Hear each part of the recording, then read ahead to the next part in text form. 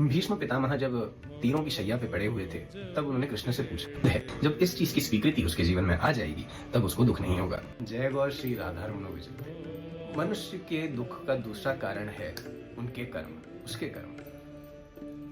जब मनुष्य ये स्वीकार कर लेगा कि जो भी उसके साथ अच्छा या बुरा घटता है, सुख या दुख घटता है, उसका कारण वो खुद है, जब इस चीज की स्वीकृति उसके जीवन में आ जाएगी तब उसको दुख नहीं होगा। आप बोलेंगे कंफ्यूजिंग है, मैं समझाता हूँ। भीष्म पितामह जब तीरों की शैया पे पड़े हुए थे तब उन्होंने कृष्ण से पूछा, हे केशव, मुझे अपने 100 जन्म याद हैं, इतने प्रतापी थे महाराज। उन्होंने कहा, मुझे अपने 100 जन्म याद हैं, ऐसा मेरे से क्या पाप हुआ जो मैं आज ऐसी जगह पे लेटा हूँ। इतना धर्म से चलने के बाद भी मेरे से ऐसी क्या गलती हुई जो आपने मुझे ऐसी गति प्रदान करी है इस जीवन में।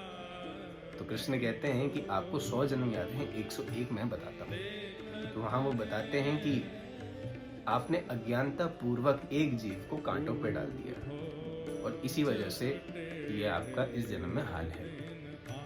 एक तरफ कहानी ये आती है कि उन्होंने एक चलते हुए रास्ते से सांप को उठा के साइड में फेंका था अज्ञानता पूर्वक ही, पर वो कांटों में जाके मर गया तो उसने श्राप दिया कि जैसे मेरे साथ हुआ वैसे तुम्हारे साथ भी हो।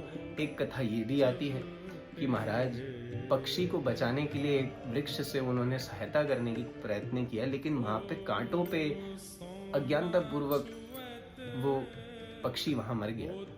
तो प्रारब्ध कारण है हमारे दुखों का, हमारे कर्म ही हमारे कारण है।